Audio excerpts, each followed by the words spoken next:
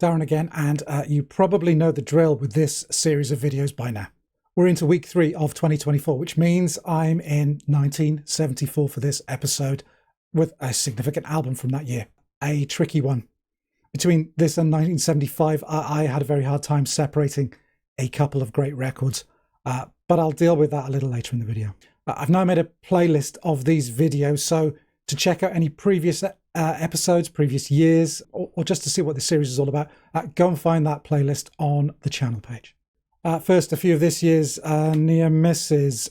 Eno's Here Come the Warm Jets, a bit too close to Roxy Music from last time out.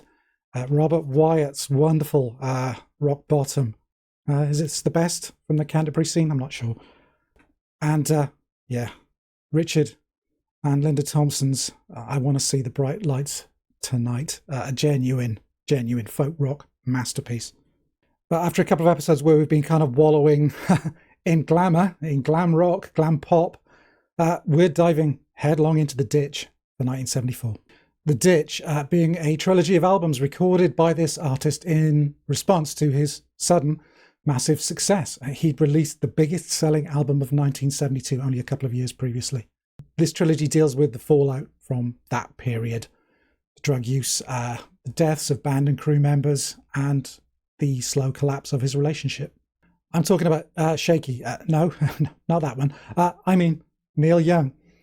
And plucked from the middle of The Ditch, his 5th studio album as a solo artist. That is On the Beach. Yeah, that huge album of his from 1972 was Harvest, which shot him into the big leagues. Yeah, and this kind of middle of the road success soon lost its appeal for Neil, rhyming, and he resolved to steer towards The Ditch, to not play the game, to do whatever he pleased. And this would ultimately prove to be, Neil's default mode for the rest of his career. He'd follow up a huge hit with a synth album or an old school 50s rock and roll album. He dropped concept albums, protest records, noise records, country albums. The most vital of the 60s survivors, I reckon. At his very best, he's easily up there with Dylan. And much like Dylan, he does love to throw a curveball every now and again. But anyway, the Ditch trilogy was 1973's live album, Time Fades Away, On the Beach, and 1975's Tonight's the Night.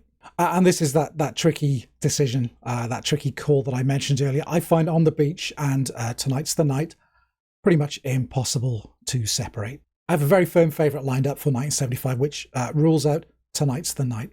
I can't bend the rules as much as I'd love to, so On the Beach was, by default, the 1974 choice, but I would urge you to consider Tonight's the Night its equal in absolutely every respect. The irony, of course, being that Tonight's the Night was actually recorded in 1973, but shelved until 75, with On the Beach coming out in the interim as a kind of a stopgap release.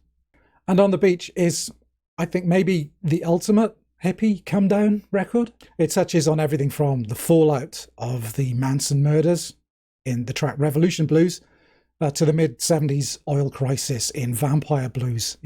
Be warned, there are a lot of blues references on this album. And after a pretty kind of jaunty opening in the shape of Walk On and the very sweet and pretty See the Sky About to Rain, the album does track relentlessly downwards. But if you want to hear sad, crushed, downbeat songs about the world around you falling apart, then, Neil has them, and he knows how to milk every last drop from them. For the Turnstiles, banjo, dobro, an almost invisible bass in there somewhere, it mercilessly skewers the ugly side of the entertainment industry.